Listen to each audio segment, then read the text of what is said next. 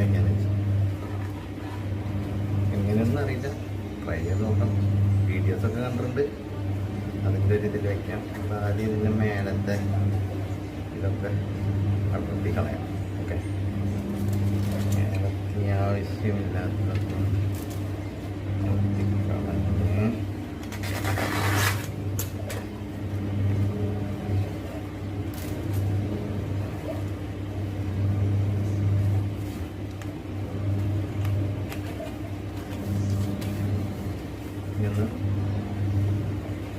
കട്ടയും കുറച്ച് ബുദ്ധിമുട്ടാണ്. കുറച്ച് കൈമ കുറച്ച് വെളിച്ചെണ്ണ പറ്റിയിട്ടുണ്ട്, കാരണം കറ പിടിക്കാതിരിക്കും. എന്നിട്ട് ഇങ്ങനെ പൊത്താനാണ് വീഡിയോയിൽ കണ്ടത്. ഓക്കെ, കുറച്ച് ചെയ്ത് നോക്കാം.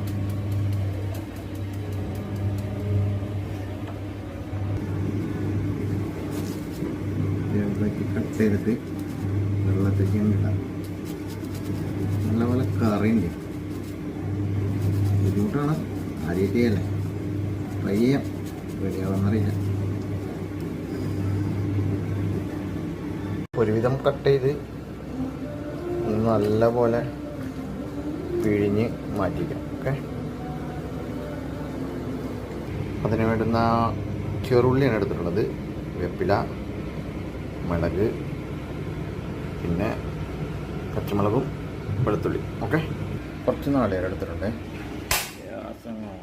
കടായങ്ങൾ. ഓക്കെ, ഒലിവ് ഓയിൽ ഒഴിച്ചു കൊടുക്കുക ആവശ്യത്തിന്. ഓയിൽ ചൂടായി കടുക് ഇട്ട് കൊടുക്കാം. കടുക് പൊട്ടുമ്പോൾ ഉള്ളി ഇട്ട് വറ്റൽ മുളക് ഇട്ട് കൊടുക്കും. വെളുത്തുള്ളിയും തക്കാളി ഇട്ട് കൊടുക്കാം.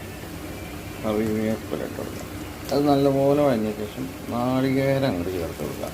ഓക്കെ, നല്ലപോലെ ഒന്ന് വഴറ്റി കൊടുക്കാം. കളർ മാറി വരുമ്പോൾ കട്ട് ചെയ്ത് വെച്ച് ഇട്ട് കൊടുക്കാം. നന്നായി ഒന്ന് ഇളക്കി കൊടുക്കാം. ആവശ്യത്തിന് ഉപ്പിട്ട് കൊടുക്കാം. ഒരു ലേശം മഞ്ഞപ്പൊടി നല്ലപോലെ ഇളക്കി മിക്സ് ചെയ്ത് കൊടുക്കും.